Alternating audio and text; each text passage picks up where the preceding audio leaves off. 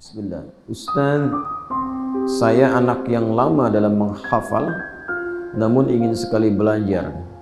Pada saat saya dengar beasiswa, Ustaz, itu saya insecure. Insecure, bahasa apa insecure? Karena itu untuk hafidh.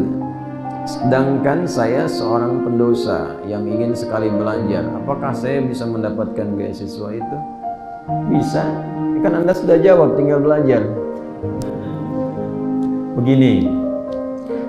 Pertama, Quran surah kedua Al-Baqarah ayat 31. Wa 'allama Adama al-asma'a kullaha. Hal yang Allah anugerahkan pertama kali pada manusia saat tercipta itu ilmu, pengetahuan. Manusia pertama Adam alaihissalam saat tercipta oleh Allah diberikannya bukan harta, bukan kedudukan, tapi ilmu. Tapi karena Adam itu alaihissalam beliau nabi, walaupun manusia. Ciri nabi itu gampang, di Quran ditemukan kalimat istafa, istafa, istafa, itu umumnya manusia terpilih. Quran surah ke-3 Ali Imran ayat 33. Inna Allah astafa Adam wa Nuha wa ala Ibrahim wa ala Imran alal alamin. Punya keutamaan. Imma nanti nabi, atau imma rasul, atau orang-orang soleh yang terpilih. Adam nabi, Adam manusia. Kita bukan nabi, kita manusia. Maka apa bedanya? Semua nabi ilmunya langsung diajarkan oleh Allah. Semua nabi. Karena punya tugas. Ya, tugasnya mengajar untuk orang terdekat, apalagi jadi rasul. Kalau rasul mengajar umat, pasti diajarkan Allah. Nabi Muhammad SAW nggak pernah belajar, nggak punya guru, nggak pernah sekolah. Yang mengajar siapa? Allah. Kata Nabi, Addabani Rabbi fa ahsana ta'dibi. Iqra bismi rabbikal ladzi khalaq. Bismi rabbik, Allah yang ngajar. Ya? Nah, kita bukan nabi. Kita bukan rasul. Makanya yang ditanamkan pada diri kita itu potensinya. Jadi kita mesti yakin Allah langsung yang sampaikan. Setiap manusia itu punya potensi pintar. Nggak ada manusia bodoh. Manusia bodoh itu cuma di lagu. Ya, nggak ada manusia bodoh. Semuanya punya potensi pintar. Jadi manusia itu makhluk unik. Semua potensi kepintaran itu ada dalam diri kita. Di University of California dulu punya riset penelitian, itu kapasitas memori manusia paling sedikit, paling minimal itu 100 juta gigabytes. 100 juta gigabytes. 1 giga saja itu sudah bisa menampung informasi seluas halaman masjid ini. Dengan masjidnya 1 giga. Nah, ini di kepala kita itu ada 100 juta giga. Memorinya, kalau ibu tidak percaya, bapak tidak percaya, silahkan tuliskan apa saja yang pernah diingat selama hidup sampai sekarang. Ini benda-benda di sini saja kita bisa hafal. Kalau nggak luas kapasitas ingatannya, memorinya, nggak mungkin bisa masuk. Kita itu makhluk pintar. Dididik apa saja bisa. Nggak percaya silahkan. Bapak kumpulkan ya dengan orang Afrika, sebulan pulang bisa bahasa Afrika. Anda punya rezeki main ke Cina, misal sebulan di Cina, balik ke sini bisa bahasa Cina. Anda ke Jepang, sebulan di Jepang, balik bisa bahasa Jepang. Ya, jangan kalah sama Beo. Beo dikasih itu Assalamualaikum, Assalamualaikum. 2 hari, Assalamualaikum, Assalamualaikum. Ya, kita itu potensi lebih daripada itu. Jadi pertama, yakinkan dulu pada diri kita bahwa tidak ada manusia bodoh, semua pintar. Yang kedua, pelan-pelan. Bagaimana cara menjadi pintar? Seperti yang Anda tanyakan tadi. Caranya ada 2. Yang pertama, dekati pemilik ilmu. Karena dengan mendekat biasanya dapat percikannya. Saya bergaul dengan tukang minyak wangi, minimal saya kebagian percikan wanginya. Kan? Saya bergaul dengan yang punya ilmu, mendekat pada yang punya ilmu, dapat bagian ilmunya. Siapa yang paling banyak memiliki ilmu? Allah. Karena Allah pemilik semua ilmu. Karena itu disebut Al-Alim. Maka adab yang pertama bagi penuntut ilmu, sebelum dia belajar, dekati dulu Allah yang Alim. Itulah yang dimaksud Quran surah kedua di akhir ayat 282. Wattaqullaha wa yu'allimukumullah. Karena itu Nabi Musa alaihi salam ketika beliau diminta belajar kepada hamba yang saleh yang disebut dengan Khidir itu, hamba yang saleh, maka apa kalimat Qurannya? Milladunna ilma. Karena dia sering dekat dengan kami, kata Allah, sering mendekat kepada Allah, rajin ibadah, kami berikan tambahan pengetahuan kepadanya. Bangun. Saya dulu latihannya begitu. Bangun malam, tahajud, lomba-lomba bangun, subuh jam 4, jam setengah 5, bangun jam 2. Ya, mulai ibadah, salat, zikir, istirahat. Kemudian tingkatkan, mulai puasa sunnah. Nanti pelan-pelan jiwanya terbentuk. Kalau sudah terbentuk, nanti mudah bagi Allah menanamkan pengetahuan pada diri kita. Apa yang terjadi? Ada orang-orang nanti, orang-orang yang saking mudahnya oleh Allah digampangkan memahami sesuatu. Baru dibacakan satu kalimat, sudah paham dia mau kemana. Ya, dibacakan, langsung masuk ke kepalanya tanpa lupa. Itu yang dicontohkan Al-Imam Asy-Syafi'i, Al-Imam Al-Bukhari. Imam Al-Bukhari itu nama aslinya Muhammad, bapaknya Ismail, kakeknya Ibrahim, kakek buyutnya Al-Mughirah, yang buyutnya Al-Bardizbah. Tinggal di kecamatan Ju'fah, Kabupaten Bukhara.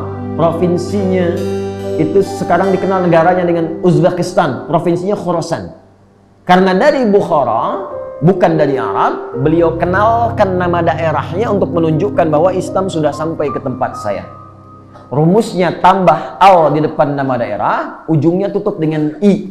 Saya dari Bukhara, maka dikenalkan ana al-Bukhari. Syekh Nawawi dari Banten, ana Nawawi al-Bantani. Syekh Ahmad Khatib dari Minangkabau, ana Ahmad Khatib al-Minangkabawi. Syekh Yasin dari Padang, ana Yasin al-Padangi. Imam Al-Bukhari, usia beliau ya lahir 2 tahun, berkembang 2 tahun, ayahnya meninggal. 4 tahun matanya buta permanen, nggak bisa lihat. Apa yang dilakukan ibunya? Kompak dengan wasiat ayahnya, dekati Allah. Nih ibu ada perannya, Bu. Makanya nanti dari sini ada bab bagi penuntut ilmu untuk minta doa pada ibu, pada ayah kalau masih hidup. Sebelum memulai belajar, minta doanya, minta barakahnya. Ya, maka ibunya tuh rajin mendekat kepada Allah, punya mihrab, sajadah khusus untuk memohon. Apa hasilnya? Maka diganti oleh Allah penglihatan yang tak mampu melihat dengan mata itu dengan mata hati yang sangat tajam. Dibacakan sekali langsung hafal. Ya, langsung hafal. Maka usia 4 tahun beliau dibawa ya oleh ibunya untuk belajar, namanya di tempat kutab. Kutab itu tempat belajar dasar dulu. Diiringi asisten, datang ke tempat hafalan Quran. Begitu belajar, syekhnya membacakan surat Qaf yang dibacakan. Beliau terkecil, paling kecil waktu itu, yang lain sudah ada yang dewasa. Begitu selesai dibacakan, syekhnya menguji, cuma tanya, man hafidha, siapa yang sudah hafal? Al-Bukhari kecil tanpa melihat itu mengangkat tangannya mengatakan, hafidhtu syekh min dhahri qalbi. Syekh, saya sudah hafal di dalam kepala saya. Jadi hafalan itu ada 2, ada hafal dalam kepala, ada hafal di luar kepala. Nah, hafal di luar kepala itu belum hafal, belum masuk. Masukkan dulu baru hafal. Maka syekhnya penasaran, diminta ke depan, diantar, dituntun, dibacakan Iqra ya bunai. Begitu dibaca, bukan cuman hafal, tapi makhrajnya, sifat hurufnya sempurna. Maka kata syekhnya, minal an tadrusul hadis. Mulai sekarang ananda belajar hadis. Karena Quran ada jaminan kemudahan, hadis tidak ada. Tapi beliau melihat potensinya tinggi, bakatnya alami, dan anugerah Allah tinggi, maka diminta untuk fokus kepada hadis beriringan dengan Quran. Maka pulang ke rumah ketemu ibunya, diceritakan, ummi kadza kadza wa kadza. Bu, tadi saya di kutab begini, begini, begini. Uridul hadis, saya ingin belajar hadis. Kata ibundanya, "Nah, engkau masih terbatas." Nah ini terbatas, khawatir ibu sulit. Belajar dulu Quran, kemudian baru hadis. Kata anaknya, karena yakin dengan kalimat gurunya dan hormat pada ibunya, kata anaknya, saya belajar Quran tapi saya pun ingin belajar hadis. Maka anaknya berjalan merabak jalan ke kamarnya, dia mengulang-ulang surat Qaf, ibunya iba melihatnya, masuk ke mihrabnya, langsung salat 2 rakaat bermohon kepada Allah, berdoa, Yal Basir, Yalladzi ala kulli syai'in qadir, a'id basirat ibni. Ya Allah, Engkau yang maha kuasa atas segala hal. Mohon ya Allah, kembalikan penglihatan anakku, untuk memudahkan dia belajar. Al-Bukharinya sedang mengulang surat Qaf sampai di ayat 21 sampai 22. Ayatnya sesuai. Waqad kunta fi ghaflatin min hadza fakashafna anka ghita'aka fabasaruka al-yawma hadid.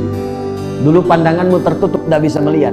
Mulai sekarang aku akan buka penutup itu sehingga engkau mampu melihat dengan tajam. Begitu sampai ke kalimat fabasaruka al-yawma hadid, ibunya berdoa, Yal Basir, Yalladzi ala kulli syai'in qadir, a'id basirat ibni. Tiba-tiba terbuka kembali pandangannya, bisa melihat lagi. Lompat beliau, kaget, dia kejar ibunya yang telah tertidur karena kecapean lelah, berdoa, Ummi laqad ra'ait. Ibu, saya bisa lihat lagi. Bangun kaget ibunya. Kata ibunya, Rubbama ra'aita biqalbik, mungkin kau melihat dengan hatimu, la bal bi'aini, tidak dengan mata saya ini. Ibu pakai pakaian begini, di sekitar kita ada benda ini, dipeluk anaknya erat sekali. Mereka kemudian memohon ampunan kepada Allah, menangis bahagia. Sejak itu belajar hadis. Ini barokah orang tua tinggi, Pak, Bu. Saya tidak pernah saya berangkat atau belajar atau mengajar, saya minta doa pada ibu saya. Nah, jadi yang dilakukan pertama adalah dekati Allah. Dekati Allah. Kedua, minta doa pada orang tua. Yang ketiga, jauhi maksiat, karena maksiat itu menghambat ilmu. Maksiat menghambat ilmu. Ya, ada Al-Imam Syafi'i satu kali mengadu pada gurunya Imam Waqi tentang kesulitan hafalannya. Padahal sulitnya Imam Syafi'i itu mungkin beda titik, beda koma, gitu kan? Datang ke Imam Waqi, syaqautu waqi'an an su'i hifdhi, fanasahani an atrukal ma'asi, faqala al-ilmu nurun wa nurullahi la yunzalu ilal 'asi. Saya mengadu kepada guruku Imam Waqi tentang buruknya hafalanku. Maka beliau mengatakan kepadaku, nah, ilmu itu adalah cahaya, sedangkan cahaya Allah tidak akan pernah diberikan pada orang yang bermaksiat. Maksudnya nggak tembus. Nah, karena itu jaga pandangan, jaga telinga, jaga hati sampai ke ujung kaki dari perbuatan maksiat. Tingkatkan takwa, nanti lihat apa yang terjadi, dibuka oleh Allah. Dan semua belajarnya begitu dulu. Dari orang tua perbaiki, anaknya dekati Allah, tingkatkan takwa, jauhi maksiat, baru belajar. Terjadilah percepatan dalam pembelajaran. Lakukan belajar karena Allah, maka Allah yang memberikan kesempurnaan pengetahuan kepada kita. Itu yang dimaksud surah 96 di ayat yang pertama, Iqra bismi rabbikal ladzi khalaq. Ya. Yang terakhir, perbanyak taubat supaya dicintai Allah. Quran surah kedua Al-Baqarah ayat 222. Innallaha yuhibbut tawwabin wa yuhibbul mutatahhirin. Banyak istighfar. Istighfar itu diantaranya jadi kunci pengetahuan. Waktu yang paling enak, ini ijazahnya nih. Yang paling enak di Quran. Dari Quran surah ke-51 tadi saya baca, ayat 18. Banyak latihan istighfar menjelang subuh. 10 menit, 15 menit menjelang subuh setelah tahajud. Astaghfirullahaladzim, astaghfirullahaladzim, astaghfirullahaladzim, astaghfirullahaladzim alladzi la ilaha illa huwal hayyul qayyum wa natubu ilaih. Banyak istighfar. Wabil asharihum yastaghfirun. Ada orang-orang yang berlatih istighfar, biasa istighfar menjelang fajar. Nanti istighfar itu menutup semua celah-celah salah, membuka kelapangan hati. Setelah itulah kemudian cahaya ilmu bisa datang dengan cepat. Ya, wallahu ta'ala a'lam bissawab. Jadi silahkan belajar, silahkan diikuti apa yang tadi disarankan. Nanti kalau sudah matang, sudah baik, dan harus optimis. Ya, silahkan ikut mendaftar dan insya Allah mudah-mudahan diberikan oleh Allah kemudahan dan kelancaran, ya. Ya. Insecure nggak ada di Quran. Silahkan ngaji temukan kalimat insecure, nggak ada.